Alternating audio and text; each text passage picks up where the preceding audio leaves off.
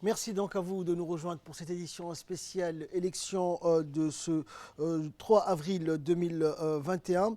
Et nous allons tout de suite commencer donc avec le candidat indépendant Zakaria Ismail Farah qui devait achever donc ce samedi sa tournée dans les régions de l'intérieur avec Ali Sabié. Le constat reste le même pour notre équipe détachée pour sa campagne électorale. Pas de meeting tenu auprès des Assad Diog. Et pour faire un peu de décompte, donc cela fait donc 9 journées consécutives qu'aucun meeting n'a été organisé par le candidat indépendant. Seule image donc dont nous disposons sont celles des rencontres, des meetings que le candidat indépendant a tenus dans la région d'Arta et à Ambouli. Les moments forts de ces deux derniers meetings que voici.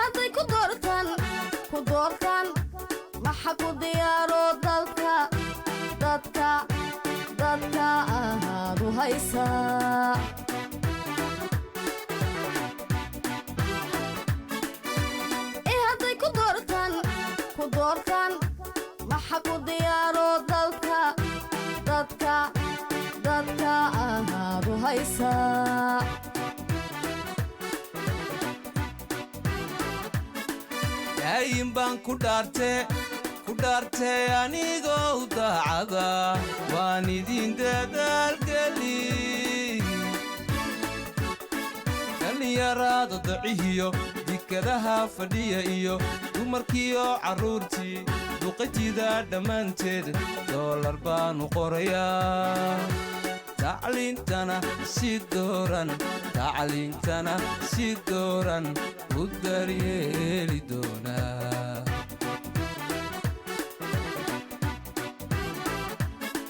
daayin baan ku dhaarte anigoo daacada waan idin dadaalgeli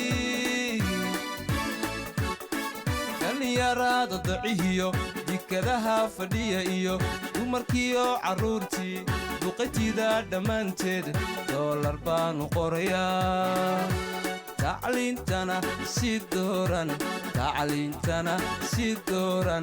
u daryeeli doonaa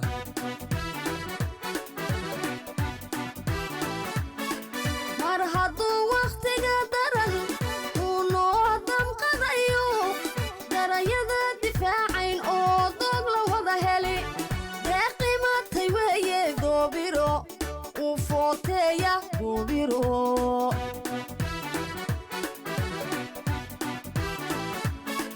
mar hadduu wakhtiga daran uu noo damqadayo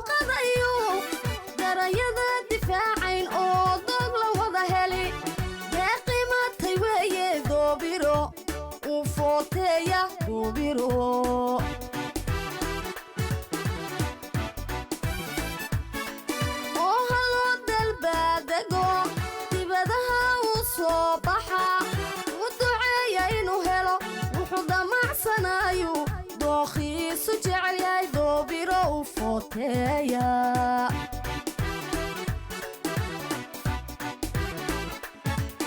oo haloo dalbaadego dibadaha u soo baxa u duceeya inuu helo wuxuu damacsanayu dookhiisu jecel yahay doobiro u footeeya doobiro u footeeya doobiro u footeeya doobiro u footeeya doobiro u footeeya doobiro u footeeya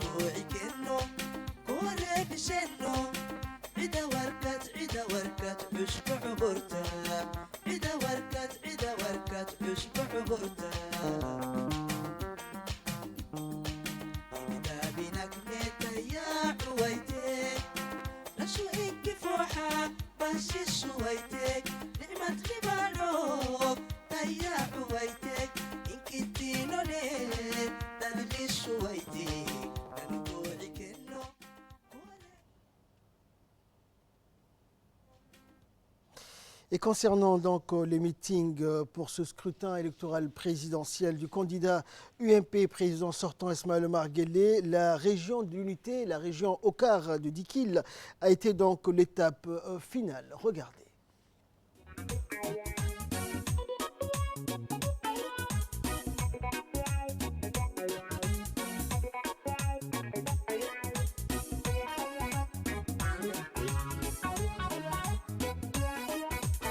gobolkii xorriyadiyo gobonnimada curadkeeda midnimadaan salguuray gobolkii gardaashe taariikhda galayaabo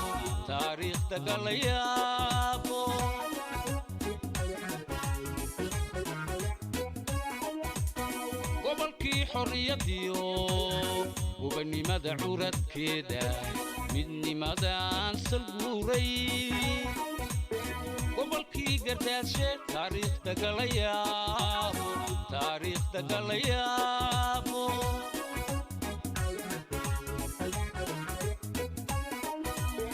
dakhil baa gebiyahaantu garadaday lahaydiyo gabdhiyo raggeediiba gobol nabada ku dhigay gacmo wada jiray geelow kugu soo dhoweeye gacmo wada jiray geelow kugu soo dhoweeye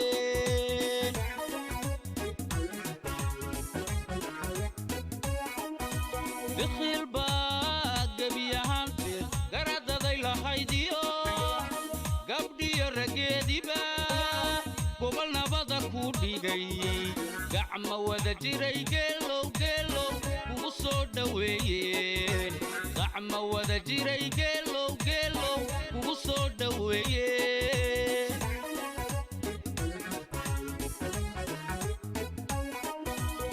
geeskani colaadaha geelow gilgilaya dunyada geelow gulanaga badbaadsho geelow garad waaya aragliyo geelow talan kaga gudubnayo geelow alla nabadna ku galaday geelow adan talada ku garanay gushay embeebaale geelow adan talada ku garanay gushay embeebaale geelow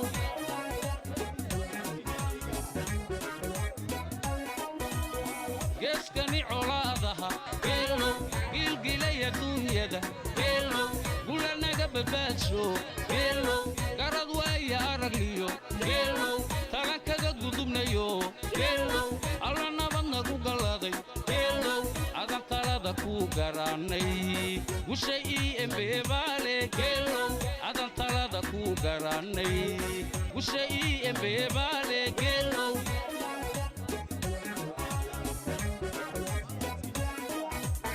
dalku horumarkuu gaadhaan abbageelo kugu siinay gacan aabbo abbageelo waajib kula gudboonaa iyo abbageelo xilka saaran guudkaagaan abbageelo sidaad u gudataan aabbo kugu siinay gacan aabbo abbageelo wabti lagu yaqaan ficilka abbageelo nagu talagal cookaan nagu talagal cookaan nagu talagal cookaan nagu talagal cookaan nagu talagal cookaan nagu talagal cookaan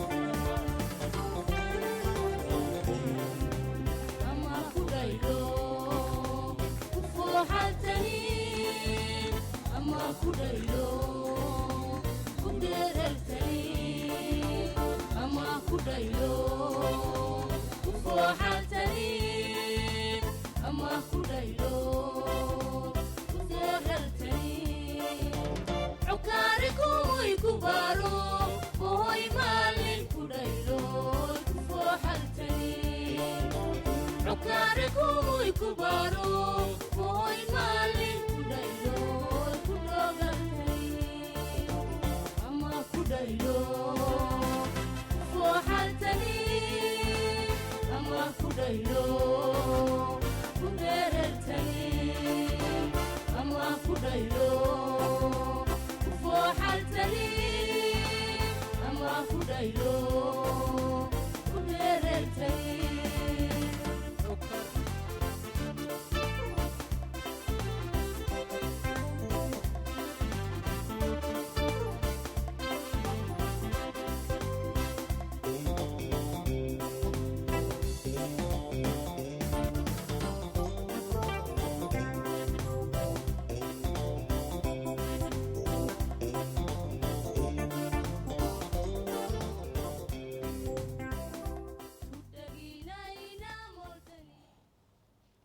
Et par la suite, donc, place aux différentes interventions où les militants UMP, donc pour la région de Dikil, donc, se sont déclarés en faveur du soutien du candidat UMP Ismaël Omar Guelleh pour le 9 avril prochain. Et le directeur de campagne s'est exprimé également lors de ce rassemblement. En premier lieu, donc, il a salué la jeunesse du pays qui a su donc soutenir le candidat UMP.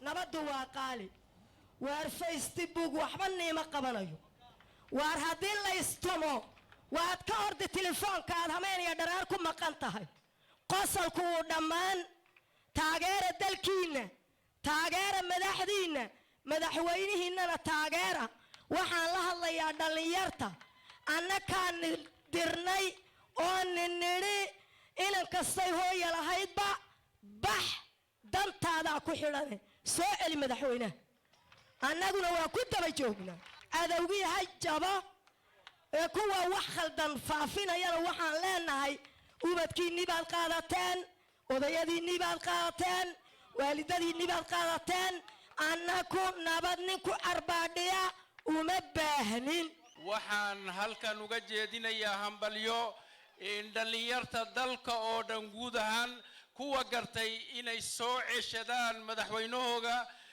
aragtida dheer leh fahmadda leh caqliga badan garaadka dheer aad iyo aad baan u salaamayaa ogsoonaada waxqabadka madaxweynuhu waxyaabo badan oo muuqda wuxuu u tabay imika baahida gaarka iyo dadka wax qabsigoogu yar yahay tallaabooyinka oo dhan waxay ka tarjumayaan qalbiga wanaagsan iyo niyadda wanaagsan iyo dareenka uu dadkiisa u qabo mudane madaxweyne Ismaaciil Cumar Geelle bisha 9 abriil dhammaanteen inaan codkeenna siino mudane madaxweyne Ismaaciil Cumar.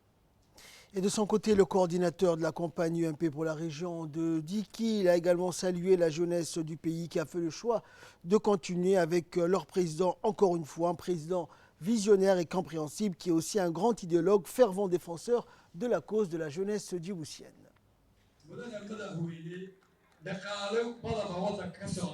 boorarka kamida oo raadixi uu badan yihiin waxa boore ee jira presidentka boorka Abubakar Hadi aqal kasta oo dixila qof baa ka shaqo tagay oo boorka ka shaqeeya halka waxa ka muuqda dikadaha boorarka ka muuqda waxaasi waa nabad ay ku dhisan tahay waa visionka madaxweynaha anaguna waxaa leenahay dixil markaa noo soo dirtay 10 baa nooga biiree raadixi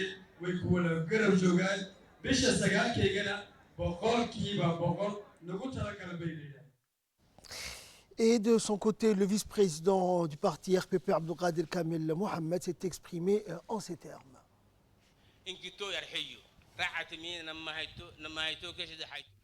Les personnes mal intentionnées nous insultaient auparavant, mais actuellement, ce sont aussi nos leaders qui calomnient. Ce ne sont pas des personnes à qui on peut répondre. Pour répondre à ces personnes mal intentionnées, la réponse, c'est le 9 avril, avec un soutien indéfectible au candidat de l'UMP.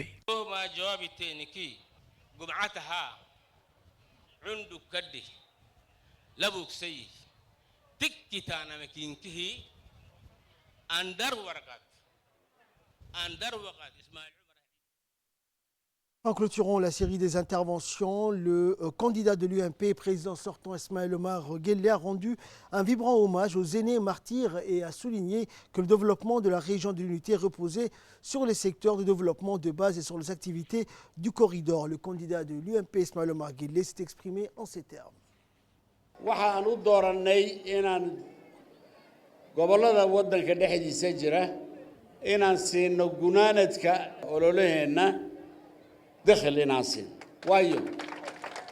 Dans son intervention devant la foule à Dikil, le candidat de l'UMP, M. Ismaël Omar Guelleh, a rendu un vibrant hommage aux aînés martyrs et a souligné que le développement de la région de l'unité repose sur les secteurs de développement de base et sur les activités du corridor. Le candidat de l'UMP, Ismaël Omar Guelleh, a dit, et je cite, « Nous avons décidé de clôturer la tournée de la campagne dans le chef-lieu de la ville de Dikil, parce que nous disons que Dikil est l'aîné et que c'est le lieu où ont commencé les premiers germes de l'indépendance. Nous devons nous rappeler toujours de nos courageux anciens leaders et que nous nous rappelons chaque fois que nous nous trouvons à Dikil. Feu Hassan Gouled Abtidon et feu Barkhat Goulad Hamadou qu'Allah les accueille dans son paradis éternel. Tout à l'heure, le Premier ministre avait cité un proverbe somalien disant, je le cite, « Les personnes avec lesquelles vous partagez tout en bonne relation de voisinage vous sont plus proches des personnes avec lesquelles vous avez les mêmes arbres généalogiques. » Ceci dit qu'une personne avec laquelle vous étudiez, vous êtes des voisins, vous mangez ensemble, est véritablement votre plus proche personne par rapport à une personne que vous partagez les mêmes liens de parenté. De là, bien entendu, naissent l'unité et la fraternité. Tant que vous avez la paix et que vous êtes en train de la garder dans vos mains, la paix existera aussi sur l'ensemble du territoire national. L'harmonie et le vivre ensemble entre les communautés sont des éléments importants pour préserver la stabilité et renforcer l'unité nationale afin de garantir notre avenir et assurer notre développement. Le développement de la région repose bien sur l'agriculture, l'eau, l'industrie, l'électricité et sur nos ressources naturelles, notamment les forages géothermiques pour l'énergie. La région de l'unité possède un atout important avec le corridor sur qui relie Djibouti et l'Éthiopie. La région des Dikil en est la colonne vertébrale. Les routes principales seront aménagées et seront reconstruites dans un bref délai. Un projet d'adduction d'eau potable est en cours à Hanlé et Garabès. L'eau prélevée par captage après avoir rempli le puits de Garabès sera acheminée vers les réseaux d'alimentation d'eau de Hanlé. Désormais, j'ai donné des instructions de chercher à une profondeur de 500 mètres au lieu de 100 et 200 pour que la population reçoive une quantité importante d'eau potable et pour chacun. On se donne rendez-vous le vendredi pour votre soutien. Vive la République de Djibouti, vive la région de l'unité. waxaan amray in la gaadho 500 mitir maxaan u doonayaa waxa weeyaan in biyo naga fara badan inaan helno waxaan dib uga dhiganaynaa ummadeenna ma jiro waxaan ku ballamaynaa jamcaha inaan jawaabtiina aan helo dalkeennu ha noolaado عكار هنولاتو السلام عليكم ورحمة الله وبركاته. Et dans le reste du pays, les meetings de proximité pour le candidat UMP Ismaël Omar Guelleh se poursuivent et depuis le lancement de la campagne, la région d'Arta s'illumine donc aux couleurs du parti UMP et après le grand meeting du 31 mars, l'Aïta donc a accueilli le directeur de campagne Abdullahi Ousmane Darar pour le compte du troisième meeting.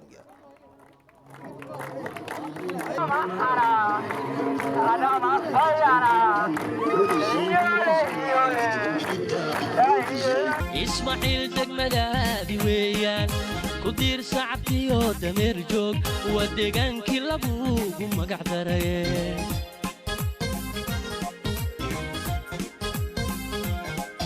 shanteenna degmuu dalku kala baxay gobolkii u dambeeyey u da'yaraa ismaaciil degmadaadi weeyaan ku diir sacabkiyo dameer joog waa deegaankii lagugu magac daraye.